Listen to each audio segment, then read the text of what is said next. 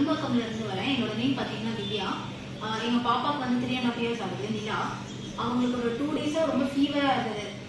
ரொம்ப அவங்களாம் பக்கத்தில் ஜென்ரல் பீடியாட்ரிஷியன் எல்லாத்துக்குமே பார்த்தோம். பட் ஆனால் பார்த்தீங்கன்னா ஃபீவர் வந்து அப்படியே லூஸ் மோஷன் அந்த மாதிரி கன்வென்ட் ஆகி ரொம்ப நைட் ரொம்ப சீரியஸ் ஆகிட்டாங்க.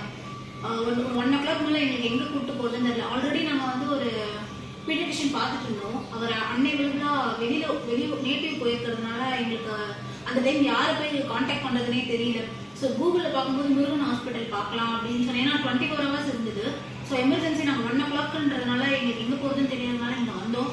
பட் ஆனால் வந்ததுக்கு ஐசியூவில் நல்லா ரொம்ப நல்லாவே ட்ரீட் பண்ணாங்க. நாங்கள் ரொம்ப பயந்துட்டே வந்தோம். பட் ஆனால் அவங்க ரொம்ப ஃப்ரெண்ட்லியாக ஹேண்டில் பண்ணாங்க. மார்னிங் வந்து சுரேஷ்குமார் சார் பார்த்துட்டு ஒரு 48 hours வெயிட் பண்ணலாம், பயப்படுற மாதிரி ஒன்றும் இருக்காது, பார்க்கலாம் அப்படின்னு சொல்லி ரொம்ப கேர் எடுத்து பார்த்துக்கிட்டாரு. மார்னிங் அண்ட் ஈவினிங் 2 வேளையும் வந்து பார்த்துட்டு இருந்தாரு.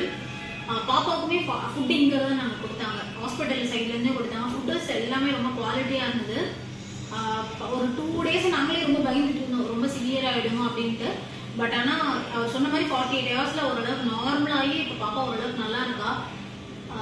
எல்லாமே ஓவரால் குட் ரூம்ஸ், இங்கே ஒர்க் பண்ணுற ஸ்டாஃப் எல்லாருமே ரொம்ப ஃப்ரெண்ட்லியாக இருந்தாங்க.